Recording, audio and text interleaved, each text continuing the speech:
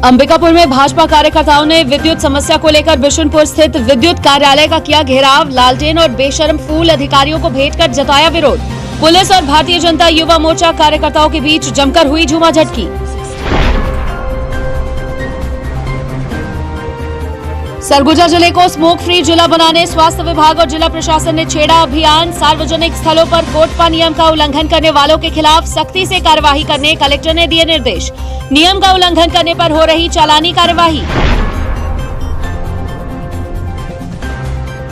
Surguja police अधीक्षक अमित तुकाराम कामले के निर्देश के बाद सीतापुर पुलिस ने नशे के खिलाफ अभियान किया तेज। गांजा बेचने की फिराक में घूम रहा युवक चढ़ा पुलिस के हत्थे।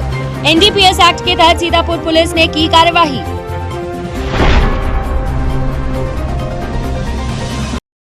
नमस्कार, मैं हूं वीना सिंह। आप देख रहे हैं आवाज और खबरें अब विस्तार से। अंबिकापुर में भारतीय जनता युवा मोर्चा कार्यकर्ताओं ने 10 सूत्रीय मांगों को लेकर बिशुनपुर स्थित विद्युत कार्यालय का घेराव किया। इस दौरान भारतीय जनता युवा मोर्चा कार्यकर्ता और पुलिस के बीच जमकर झूमाझटकी हुई।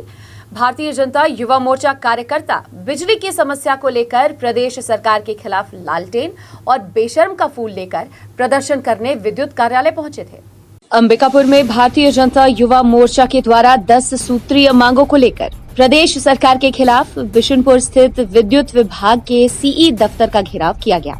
दरअसल इन दिनों शहर की जनता बिजली की आंख मिचौली से परेशान है। वहीं सूबे की सरकार ने वादा किया था कि सरकार बनते ही बिजली बिल हाफ होगा, लेकिन भारतीय जनता युवा मोर्चा का आरोप है कि बिजली बिल हाफ के बजाय जनता को बिजली बिल बढ़ाकर बिल थमाया जा रहा है। इसके अलावा भारतीय जनता युवा मोर्चा ने आरोप लगाया है कि अवैध कब्जाधारियों को भी विद्युत विभाग अवैध तरीके से विद्युत कनेक्शन दे रहा है, जो पूर्णतः गैर कानूनी है और विद्युत विभाग के अधिकारी धांधली कर पैसा कमा रहे हैं। वहीं विद्युत विभाग के द्वारा उपभोक्ताओं की शिकायत के लिए जिस वेबसाइट को डेवलप किया गया है, वो साइट भी काम नहीं करती है। ऐसे में उपभोक्ता विद्युत की अघोषित कटौती से परेशान है। भारतीय जनता युवा मोर्चा के जिला अध्यक्ष विश्व विजय सिंह तोमर ने कहा कि जनता की शिकायत पर कई बार पार्षदों ने विद्युत विभाग के अधिकारियों को समस्या से अवगत कराया, लेकिन विद्युत विभाग के द्वारा समस्या के निराकरण के लिए पहल नहीं की गई, जिसके विरोध में भारतीय जनता युवा मोर्चा के कार्यकर्ताओं ने गुरुवार को बिशुनपुर स्थित विद्युत विभाग के सीई दफ्तर का घेराव किया। गौरतलब है कि इस दौरान भारतीय जनता युवा मोर्चा कार्यकर्ता प्रदेश सरकार के खिलाफ प्रदर्शन करने लालटेन और बेशरम का पौधा लेकर पहुंचे थे। भारतीय जनता युवा मोर्चा कार्यकर्ताओं ने प्रदेश सरकार के खिलाफ विद्युत की समस्या को लेकर जमकर नारेबाजी की। वहीं विद्युत कार्यालय घेराव के दौरान भारतीय जनता युवा मोर्चा कार्यकर्ता और पुलिस के बीच जमकर झूमाझटकी हुई, जिसके बाद विद्युत विभाग के अधिकारियों को ज्ञापन सौंपकर भारतीय जनता युवा मोर्चा कार्यकर्ताओं ने अपनी 10 सूत्रीय मांगों को रखा। साथ ही मांग नहीं पूरी होने पर उग्र आंदोलन की चेतावनी दी है। भारतीय जनता युवा मोर्चा ने आज बिजली विभाग के इस ऑफिस का सीई ऑफिस का घेराव करने का निर्णय लिया था। पिछले कई महीनों से अंबिकापुर की आम जनता के द्वारा, सरगुजा के जनता के द्वारा लगातार शिकायतें हमें मिल रही थीं। कई पार्षदों के नेतृत्व में इनके पास जाकर के आंदोलन भी किया गया, इनका विरोध भी किया गया, इनको बताया भी गया कि हमारी ये शिकायतें, लेकिन ये टस से मस नहीं हुए। सारी चीज़ें जस की तस कायम है। इसको देखते हुए भारतीय जनता युवा मोर्चा सरगुजा ने आम जन के हित में सी ऑफिस के घेराव का निर्णय लिया। मांग बिजली बिल को आधा करने की इन्होंने जो बात कही थी अपने जन घोषणा पत्र में कांग्रेस की सरकार ने, वो बिजली बिल आधा ना हो करके ज़्यादा मिल रहा है। जो बिजली सरप्लस वाला राज्य था, यहाँ कभी भी अघोषित कटौती हो रही है। इनके द्वारा जो पोर्टल बनाया गया है, जो साइट्स हैं, उसमें जो शिकायतों के लिए स्थान है, वो काम नहीं करता है। महामाया पहाड़ पर जो अवैध अतिक्रमणकारियों के द्वारा किया गया है, उनको बिजली कनेक्शन कैसे मिल गया। इन सारे विषयों को लेकर के 10 सूत्रीय हमारी मांग है। हमने आकर के सीई साहब से मिलकर के अपनी बातें कही है और उन्हें चेताया है कि जल्द से जल्द इस पर आप कार्रवाई करें, इसको ठीक करें, नहीं तो युवा मोर्चा उग्र आंदोलन के लिए जनहित में बाध्य होगा। हमने बेशरम का फूल इनको दिया है, हमने इनको लालटेन भेंट किया है। सरप्लस वाले बिजली वाले राज्य को ये लालटेन युग में लेकर के जा रहे हैं, इसलिए हमने इनकी बेशर्मी के लिए बेशरम का फूल और लालटेन इनको उपहार स्वरूप प्रदान किया। वैसे हमारी जो बिजली है वो तो बराबर सप्लाई सब तरफ है, चारों तरफ है। बीच में ज़रूर बरसात हुआ था तो कहीं कहीं ट्रांसफार्मर वगैरह फेल थे, आकाशीय लाइटिंग वगैरह होने के कारण थोड़ा सा दिक्कतें थी, बंद थी, पर अभी सब नॉर्मल है। उनका वही कि अघोषित कटौती ना किया जाए, ऐसा नहीं हो रहा है। सरगुजा जिले को तंबाकू मुक्त जिला बनाने के लिए स्वास्थ्य विभाग और जिला प्रशासन ने अभियान छेड़ दिया है। वहीं कलेक्टर ने सार्वजनिक स्थानों में धूम्रपान पर 100% प्रतिबंध को प्रभावी बनाने के लिए सख्त कदम उठाने निर्देशित किया है। कलेक्टर ने ये निर्देश राष्ट्रीय तंबाकू नियंत्रण कार्यक्रम की जिला स्तरीय समन्वय समिति की बैठक में दिए हैं। कलेक्टर संजीव कुमार झा की अध्यक्षता में राष्ट्रीय तंबाकू नियंत्रण कार्यक्रम की जिला स्तरीय समन्वय समिति की बैठक कलेक्टर सभाकक्ष में संपन्न हुई। कार्यक्रम के प्रभारी अधिकारी के द्वारा समन्वय समिति के सदस्यों को तंबाकू नियंत्रण हेतु चलाई गई विभिन्न गतिविधियों की जानकारी दी गई। कलेक्टर संजीव कुमार झा ने तंबाकू छोड़ने वाले सदस्यों को तंबाकू छोड़ने की बधाई दी और आग्रह किया कि दूसरों को भी तंबाकू छोड़ने के लिए प्रेरित करें। उन्होंने सार्वजनिक स्थानों में धूम्रपान पर 100% प्रतिबंध को प्रभावी बनाने के लिए सख्त कदम उठाने के निर्देश दिए। गौरतलब है कि विगत दिनों चालानी कार्रवाई के दौरान अमानक तंबाकू उत्पाद पाए गए हैं, जिसमें इस बात का उल्लेख नहीं रहता है कि वो तंबाकू उत्पाद कितना पुराना है। ये स्वास्थ्य के लिए ज्यादा हानिकारक रहता है। तंबाकू उत्पाद का उपयोग न करने और समस्त कार्यालय को कोटपा एक्ट 2003 के तहत तंबाकू मुक्त बनाए रखने की आवश्यकता पर जोर दिया गया। समिति के नोडल अधिकारी डॉक्टर शैलेंद्र गुप्ता ने बताया कि तंबाकू मुक्त जिले की निगरानी हेतु केंद्र से कंप्लायंस टीम 20 से 25 जुलाई तक जिला भ्रमण की संभावना है। इस दौरान टीम द्वारा विभिन्न कार्यालयों एवं सार्वजनिक स्थानों का भ्रमण कर धूम्रपान और तंबाकू के उपयोग का जायजा लेगी। सरगुजा जिले की सीतापुर पुलिस ने मुखबिर की सूचना के आधार पर गांजा बेचने की फिराक में घूम रहे एक आरोपी युवक को गिरफ्तार किया है। वहीं पुलिस ने आरोपी युवक के खिलाफ एनडीपीएस एक्ट के तहत कार्यवाही कर उसे जेल भेज दिया है। सरगुजा जिले के पुलिस अधीक्षक अमित तुकाराम काम्बले के निर्देश के बाद सीतापुर में नशीली पदार्थों के रोकथाम के लिए विशेष अभियान चलाया जा रहा है। सीतापुर पुलिस इन दिनों गांजे की तस्करी करने वाले लोगों की धरपकड़ कर रही है, जहां बीते दिनों पुलिस की टीम ने लग्जरी कार से गांजे की तस्करी करते 4 आरोपियों को गिरफ्तार किया था। वहीं सीतापुर पुलिस को एक और सफलता हाथ लगी है। पुलिस की टीम ने गांजे के साथ एक और आरोपी को गिरफ्तार किया है। दरअसल पुलिस को मुखबिर से सूचना मिली कि गांजा बेचने की फिराक में एक युवक बाइक से घूम रहा है। सूचना के आधार पर पुलिस की टीम ने आरोपी युवकों को धर दबोचा। वहीं तलाशी अभियान के दौरान पुलिस ने आरोपी के पास से 2 किलो गांजा बरामद किया, जिसकी कीमत लगभग 15,000 रुपए बताई जा रही है। गौरतलब है कि पुलिस ने आरोपी को सोनतराई मोड़ के पास से गिरफ्तार किया है। वहीं सीतापुर पुलिस आरोपी के खिलाफ एनडीपीएस एक्ट के तहत कार्यवाही कर रही है। साथ ही आरोपी को न्यायिक रिमांड में पेश कर जेल दाखिल कर दिया है। थाना सीतापुर अंतर्गत दिनांक 13/7/2023 को मुखबिर के माध्यम से सूचना मिला कि लेलुंगा क्षेत्र का एक गांजा तस्कर जो है हमारे क्षेत्र में गांजा खपाने की फिराक में है। और इसी सूचना पर हमने टीम बनाया और सोनतराई चौक के पास हमने नाकाबंदी किया और वहाँ से जो मुखबिर के बताने पर आदमी आते मिला मोटरसाइकिल में, जिसको रोक कर पकड़ा गया और जिसके गाड़ी से चेक करने पर उससे 2 किलो गांजा बरामद हुआ है। आरोपी का नाम जदुमणि पिता सरई प्रसाद, जाति महकुल, 55 साल, रहने वाला है साकिन बरपोरिया लेलुंगा, जिला रायगढ़ का रहने वाला है। खबरों का सिलसिला जारी रहेगा। लौटते हैं छोटे से ब्रेक के बाद।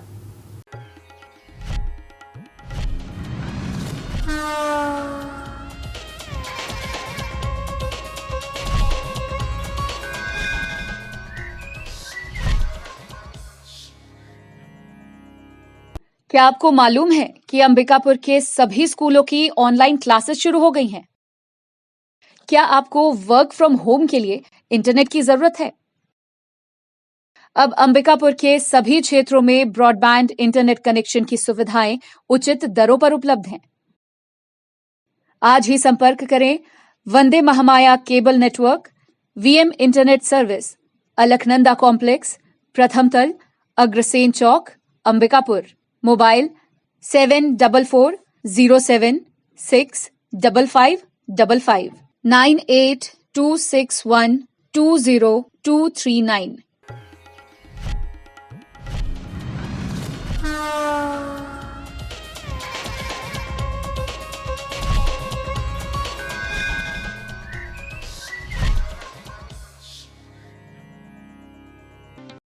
ब्रेक के बाद आपका स्वागत है। बढ़ते हैं अगली खबर की ओर।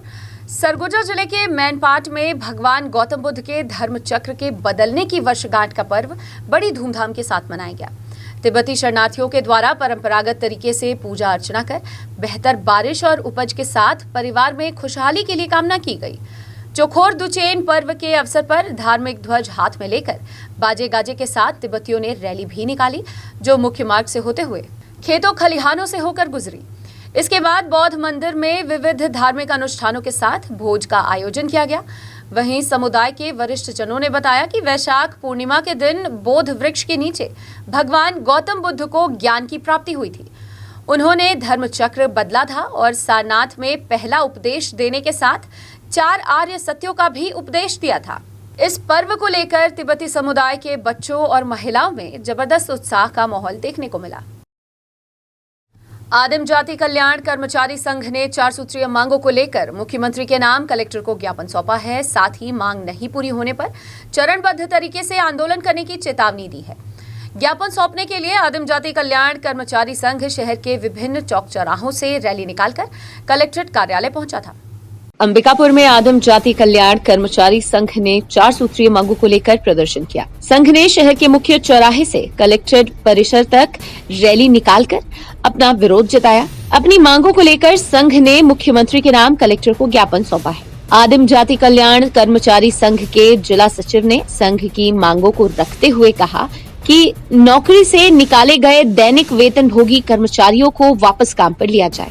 साथ ही विभाग में कार्यरत कलेक्टर दैनिक वेतन दर भोगी कर्मचारियों को नियमितीकरण किया जाए। इसके अलावा विभाग में कार्यरत हायर सेकेंडरी कर्मचारियों को अधीक्षक और सहायक पद पर पदोन्नति की जाए।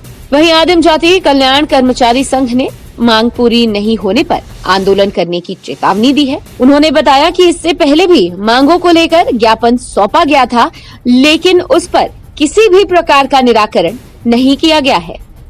हम लोग की मुख्य 4 मांगे हैं। हम लोग ये 4 मांग को लेकर कलेक्टर के माध्यम से मुख्यमंत्री जी को ज्ञापन सौंपने आए हैं। हमारी रैली गाड़ी चौक से लेकर के कलेक्टर तक आई है और हमारी मांगे जब तक पूरी नहीं होगी तो इसके लिए हम लोग आंदोलन करेंगे। हम लोग का मुख्य मांग अभी बैठाए हुए कर्मचारियों को वापस में लिया जाए, जो दैनिक वेतनभोगी कर्मचारियों को बैठाए हैं, और हमारे विभाग में कार्यरत समस्त आकस्मिक कलेक्टर दर दैनिक वेतनभोगी कर्मचारियों को नियमितीकरण किया जाए और विभाग में कार्यरत हायर सेकेंडरी उत्तीर्ण कर्मचारियों को अधीक्षक पद और सहायक पद पर पोस्टिंग किया जाए। पहले भी हम कलेक्टर महोदय को, हमारे संभाग आयुक्त महोदय को, हमारे कमिश्नर एसी साहब जी को भी आवेदन दे दिया गया है और आज तक हम लोग का इसमें कोई निराकरण नहीं हुआ है। 15-16 वर्षों से छात्रावास आश्रम पे कार्य नियमित रूप से सेवा देते आ रहे हैं और 15-16 वर्षों के बीच भी हमारा आज तक कोई पहल नहीं किया गया और इतना अल्प वेतन में काम कर रहे हैं कि हम लोग का वेतन में परिवार का ढंग से भरण पोषण भी नहीं हो पा रहा है। अपने बाल बच्चा को पढ़ाने के लिए हमें एक दूसरे से कर्जा के रूप में पैसा लेकर फीस पटाना पड़ता है। हम लोग छात्रावास आश्रम में मेस संचालन का काम करते हैं। नैमित्तिक भृत, रसोईया, जलवाहक यानी चौकीदार का पोस्ट में हम लोग काम कर रहे हैं और नियमित सेवा देते आ रहे हैं। सूरजपुर जिले में वन विभाग द्वारा गठित सुरक्षा समिति के सैकड़ों अंशकालीन श्रमिकों ने वेतन वृद्धि और कलेक्टर दर पर नियुक्त किए जाने की मांग को लेकर डीएफओ के नाम ज्ञापन सौंपा है। वहीं मांग नहीं पूरी होने पर आंदोलन करने की चेतावनी दी है। सूरजपुर जिले में वन विभाग द्वारा गठित वन सुरक्षा समिति के सैकड़ों अंशकालीन श्रमिक वेतन वृद्धि समेत कलेक्टर दर पर नियुक्ति की मांग को लेकर वन विभाग के कार्यालय पहुंचे थे। दरअसल श्रमिकों का कहना है कि उन्हें प्रतिमाह 8,000 रुपए देने का प्रावधान है, लेकिन उन्हें प्रतिमाह 6,000 रुपए भुगतान समिति के द्वारा किया जाता है, जबकि वनों की सुरक्षा साथ श्रमिकों से मजदूरी भी करवाई जाती है। वहीं वन विभाग उन्हें अपना श्रमिक भी नहीं मानता है और श्रम भुगतान भी कम दिया जाता है। इस संबंध में सैकड़ों श्रमिकों ने वेतन बढ़ोतरी, कलेक्टर दर पर नियुक्त किए जाने समेत अन्य मांगों को लेकर डीएफओ के नाम ज्ञापन सौंपा है। वहीं सूरजपुर वन परिक्षेत्र के रेंजर का कहना है कि अंशकालीन श्रमिक वन सुरक्षा समिति के द्वारा रखे जाते हैं, जिनका भुगतान भी समिति करती है और विभाग से इनका कोई नाता नहीं है। वहीं उन्होंने कहा कि श्रमिकों की मांग को उच्च अधिकारियों तक अवगत कराकर इस पर विचार किया जाएगा। वन विभाग में सुरक्षा श्रमिक के रूप में काम करता हूँ। वन प्रबंधन समिति में लोग दिन रात काम करते हैं और जितना कार्य करते हैं उसके फलस्वरूप हमको पेमेंट कुछ भी नहीं मिलता है। दिन रात जोखिम कार्य करने के बाद भी चौकीदारों को पूरा पेमेंट नहीं मिल पाता। लेबरों को जितना लेबरों को पैसा मिलता है उस हमको 6,000 मिलता है। लेबरों जितना लेबर को मिलता है उतना हम लोग को नहीं मिल पाता है। जो भी पैसा आ रहा है हम लोगों का पूरा शासन के यहाँ से पूरा पैसा मिल नहीं पा रहा है हम लोगों को। 6,000 रुपया प्रति माह समिति के प्रस्ताव के आधार पर इनको पास होता है। गांव में वो आता है, यहाँ पास होता है डिवीज़न में और पुनः वापस चला जाता है कहाँ, समिति के पास। वो चेक काट के इनको दे देता है, अपना ये पैसा बैंक से भजाते हैं। ये साथ में भीड़ गाड़ के जाते हैं। अंशकालीन सुरक्षा श्रमिक के रूप में है, समिति द्वारा रखे गए, विभाग थोड़ी रखा है। समिति के माध्यम से इनका भुगतान होता है। समिति के माध्यम से भुगतान होता है, उनके प्रस्ताव पर इनको पैसा मिलता है। अगर कहीं जरूरी काम पड़ गया वन सुरक्षा में या चराई ना हो तो इनको साथ में इसी के लिए तो रखे गए हैं समिति की तरफ से। अगर वह पैसा समिति गांव में अपने खाता में रखे, अपने से पूरा गांव करे तो फिर इनको काहे के लिए, वो तो समिति के माध्यम से इनको रखा गया है। फिलहाल वक्त है एक और छोटे से ब्रेक का, जल्द लौटते हैं।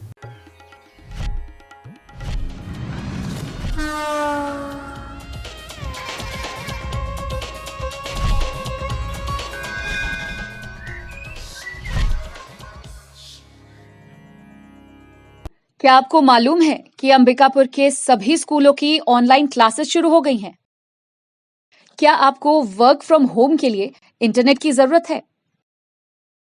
अब अंबिकापुर के सभी क्षेत्रों में ब्रॉडबैंड इंटरनेट कनेक्शन की सुविधाएं उचित दरों पर उपलब्ध हैं।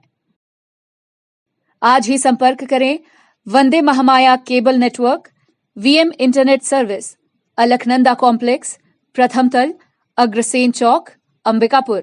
मोबाइल 74076555 9826120239।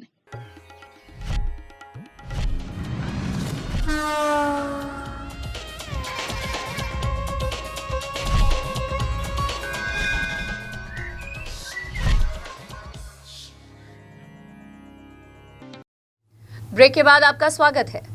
सरगुजा जिले में इन दिनों अवैध रेत का परिवहन धड़ल्ले से चल रहा है। रेत माफिया रेत का अवैध उत्खनन कर महंगी दामों पर रेत को उत्तर प्रदेश में खपा रहे हैं। बावजूद इसके खनिज विभाग अवैध रेत के परिवहन पर रोक लगाने में नाकाम साबित हो रहा है। सरगुजा जिले में इन दिनों रेत माफियाओं की पकड़ इतनी मजबूत हो गई है कि दिन रात अवैध रेत का उत्खनन धड़ल्ले से चल रहा है। दरअसल एनजीटी ने बारिश से पहले रेत के परिवहन पर रोक लगाने के लिए सभी जिलों के खनिज विभागों को दिशा निर्देश जारी किए थे। बावजूद इसके सरगुजा जिले में खनिज विभाग की अनदेखी से रेत माफियाओं के हौसले बुलंद हैं। रेत माफिया अवैध तरीके से रेत का उत्खनन कर रेत को उत्तर प्रदेश में खपा रहे हैं। वहीं जब हमने वाहन चालकों से इस संबंध में सवाल किया तो उन्होंने बताया कि उत्तर प्रदेश रेत ले जाया जा रहा है, जबकि अवैध रेत को किस खदान से लोड किया गया है इसकी जानकारी उन्हें नहीं है। वहीं इस मामले को जब हमने खनिज विभाग के अधिकारियों के सामने अवगत कराया तो उन्होंने रटा रटाया जवाब देते हुए कहा कि अगर ऐसा हो रहा है तो उनकी जानकारी में नहीं है। साथ ही खनिज अधिकारी ने कहा कि एनजीटी द्वारा 10 जून से 15 अक्टूबर तक रेत का परिवहन बंद करा दिया गया है। इसके बावजूद भी रेत का अवैध उत्खनन किया जा रहा है तो उसकी जांच करवाई जाएगी। लिहाजा डीवी सड़क निर्माण कंपनी के मिक्सिंग प्लांट में डंप रेत को ट्रकों में भरकर उत्तर प्रदेश ले जाना अवैध रेत परिवहन की श्रेणी में आता है। बावजूद इसके खनिज विभाग अवैध रेत परिवहन को रोक लगाने में नाकाम साबित हो रहा है। ये क्या लेके जा रहे हो ट्रक में? कितना नंबर है गाड़ी का? यूपी 65 अच्छा, किसका गाड़ी है ये? विधायक जी का। कहाँ के विधायक जी का? बनारस। नाम क्या है उनका? सुशील सिंह का। अच्छा, उन्हीं का गाड़ी है। बालू कहाँ से निकाले हो आप लोग? कहाँ से लेके जा रहे हो बताओ? बालू सर्विस का नाम हम नहीं जानते हैं। इधर कहाँ पे? इधर से मोड़ के गए। यहाँ लोड कहाँ हुआ ये गाड़ी आपकी लोड कहाँ हुई? उधर प्लांट का, डीवी प्लांट। अच्छा, ये बालू कहाँ लेके जा रहे हो आप? बनारस। बनारस ही लेके जा रहे हो? ये पूछिए ना कि गाड़ी जो गाड़ी को किसने लोड कराया है बताइए? ट्रक सर गाड़ी वो सब आगे आगे सब पे हम उतना नहीं जानते। क्या करते हो? ट्रक चलाते हैं। कौन सा ट्रक नंबर बताओ? यूपी 50 BT हाँ 5286। अच्छा, मालिक का नाम? मालिक का नाम राकेश यादव। अच्छा, कहाँ के हैं ये निवासी? आजमगढ़। आजमगढ़ के निवासी हैं। और इसमें ट्रक में क्या लोड है? बालू लोड है। अच्छा, बालू कहाँ से लोड किए हो? जीबी जो लगता है। क्या? चलो बोलो। डीबी। अच्छा, डीबी से कितना में लोड किया? कितना पैसा में लोड किया? ये तो मालूम नहीं। अच्छा, कहाँ लेके जा रहे हो इसको? इसको आजमगढ़ लेके जा रहे हैं। एनजीटी के तहत 10 जून से 15 अक्टूबर तक रेत घाट बंद करने का आदेश प्राप्त है। उसके अनुसार सभी रेत खदान संचालकों को नोटिस जारी किया गया कि इस दौरान रेत खदान बंद रखा जाए। इसका जांच कराई जाएगी और जो भी अगर ऐसा केस मिलता है उसके ऊपर कार्रवाई की जाएगी। हमारे द्वारा कंटिन्यू जांच किया जा रहा है और जहां भी अवैध परिवहन करते पाया जा रहा है उसके ऊपर कार्रवाई की जा रही है। कुपोषण मुक्त छत्तीसगढ़ बनाने के लिए सरकार तरह तरह की योजनाएं चला रही है और कई तरह के प्रयास भी किए जा रहे हैं, लेकिन बलरामपुर जिले में महिला एवं बाल विकास विभाग की एक बड़ी लापरवाही सामने आई है। बाड़ी चलगली गांव में पिछले 10 महीनों से आंगनबाड़ी केंद्र के माध्यम से बच्चों को बांटे जाने वाला रेडी टू ईट फूड बच्चों को न देकर गोदाम में सड़ने के लिए फेंक दिया गया है। ये तस्वीरें जो आपको नजर आ रही हैं, ये सिस्टम की लापरवाही उजागर करने वाली तस्वीरें हैं। देखिए इन तस्वीरों में कैसे महिला एवं बाल विकास विभाग के अधिकारी लापरवाह हो चुके हैं। इन तस्वीरों को देखकर अंदाजा लगाया जा सकता है कि महिला एवं बाल विकास विभाग के अधिकारियों का सरकार की योजनाओं से कोई लेना देना नहीं है। ये लापरवाह अधिकारी सरकार की योजनाओं को पलीता लगाने में जुटे हुए हैं। कुपोषण के लिए भले ही महिला एवं बाल विकास विभाग की टीम तमाम प्रयास कर ले, वजन त्योहार मना ले, लेकिन बड़ी चलगली गांव में यह पूरे प्रयास फेल नजर आते हैं, क्योंकि पिछले 10 महीनों से यहां के बच्चों को रेडी टू ईट का वितरण नहीं किया गया। कुपोषण के लिए तमाम प्रयास करने वाली छत्तीसगढ़ सरकार की मंशा बलरामपुर जिले के राजपुर विकासखंड के बड़ी चलगली गांव में महज कुछ अधिकारियों की लापरवाही से दम तोड़ रही है। यहाँ के पटेल पारा में पिछले 10 महीनों से रेडी टू ईट का वितरण नहीं किया गया है। हैरानी की बात तो यह है कि गोदाम में रेडी टू ईट फूड को सड़ने के लिए फेंक दिया गया है। महिला एवं बाल विकास विभाग की सुपरवाइजर गांव में महज कोरम पूरा करने के लिए कभी कभार पहुंचती हैं। बलरामपुर जिले के इलाकों में मौजूद इस गांव में कुपोषण को खत्म करने का अभियान लापरवाह लोगों की वजह से दम तोड़ रहा है। मेरा भतीजा आंगनबाड़ी में जाता है। पहले सतुआ उतुआ मिल रहा था, अब 1 साल हो गया जब से कोरोना आया, उस समय से नहीं मिल रहा है। गांव के कोई भी बच्चे को नहीं मिल रहा है। गौरतलब है कि अक्टूबर 2020 से बड़ी चलगली गांव के पटेल पारा में किसी भी बच्चों को रेडी टू ईट का वितरण नहीं किया गया। जब से कोरोना काल शुरू हुआ तब से यहाँ के बच्चे रेडी टू ईट फूड खाने के लिए तरस गए, लेकिन सरकारी कागजों में हर महीने रेडी टू ईट फूड का वितरण बच्चों को कर दिया जाता है, जबकि आंगनबाड़ी कार्यकर्ताओं के घर में अक्टूबर 2020 से ही रेडी टू ईट फूड का स्टॉक पड़ा है और इसमें भी कीड़े लग चुके। यही नहीं, विभाग के सुपरवाइजर पर आरोप है कि बिल पास करवाने के नाम पर वे कमीशन भी लेती हैं। वो 5-6 महीना में जब आते थे तो 500 रुपये देते थे, मतलब साइन ऑन कराने के लिए। वो सुपरवाइजर नाम बता। सुनीता मीन। क्या? वो साइन ऑन कराना है, पैसा मंगाना है, इसे अंडा वाला पैसा तो देते थे 500 रुपया। 500 रुपया। कई बार दिए 500 रुपया? बस 2 बार दिए हैं, ज्यादा नहीं दिए। वहीं जब पूरे मामले की जानकारी राजपुर अनुभाग के एसडीएम को लगी तो साहब ने दूरस्थ क्षेत्र का हवाला देते हुए गांव में जल्द कैंप लगाकर समस्या के समाधान की बात कही है। और बाड़ी चलगली बहुत ही दूरस्थ राजपुर विकासखंड के बहुत दूरस्थ क्षेत्रों में स्थित है। उसमें दूरी तय करते हुए वहाँ पे अगर जाया जाए तो मेरे ख्याल से दिन भर का कार्यक्रम रहे तो ही वहाँ का समस्या का समाधान सुलझ सकेगा। तो मेरे द्वारा इसमें एक दल नियुक्त कर दिया गया है, जिसमें स्वास्थ्य विभाग, पंचायत विभाग, राजस्व विभाग, फूड और महिला एवं बाल विकास के अधिकारियों और इसके अतिरिक्त भी समस्त विभाग जो अनुभाग स्तरीय अधिकारी हैं, तो उनको सभी लोगों को लेके एक कैंप का आयोजन करते हुए इसकी संपूर्ण शिकायत की जांच किया जाना संभव हो पाएगा। इस पूरे मामले के सामने आने के बाद संसदीय सचिव चिंतामणि महाराज ने भी आश्वासन दिया है कि लापरवाहों को सजा दी जाएगी। उन्होंने कहा कि ऐसी लापरवाही बिल्कुल बर्दाश्त नहीं की जाएगी। सरकार तो कुपोषण दूर करने के लिए प्रयास कर रही है। अगर अधिकारी कर्मचारियों के लापरवाही के कारण अगर लोगों को शासकीय सुविधा नहीं मिल पा रहा है, रेडी टू ईट नहीं मिल पा रहा है, तो सब बहुत बड़ी गंभीर समस्या है और अगर ऐसा है तो निश्चित रूप से उस पर कार्रवाई करवाएंगे। स्पष्ट रूप से कहता हूँ, अगर इसमें ऐसा हुआ है, अगर आप लोग जाकर के देखे हैं तो निश्चित रूप से ये बात सही होगा और मैं इस पर संज्ञान लेकर के कार्रवाई करवाऊंगा। बहरहाल महिला एवं बाल विकास विभाग की लापरवाही को बयां करती ये तस्वीर बताने को काफी है कि महिला एवं बाल विकास विभाग की टीम कुपोषण को लेकर बलरामपुर जिले के दूरस्थ गांव में कितनी सजग है। अब देखने वाली बात होगी कि इस मामले के सामने आने के बाद कितनों पर गाज गिरती है या फिर मामला ठंडे बस्ते में चला जाता है। अंबिकापुर से आवाज डेस्क की रिपोर्ट। बुलेटिन में फिलहाल सिर्फ इतना ही। शहर से जुड़ी खबरों के लिए देखते रहिए आवाज। इस न्यूज के स्पॉन्सर हैं वीएम इंटरनेट, अलकनंदा कॉम्प्लेक्स, प्रथम तल, अग्रसेन चौक, अंबिकापुर, सरगुजा, छत्तीसगढ़।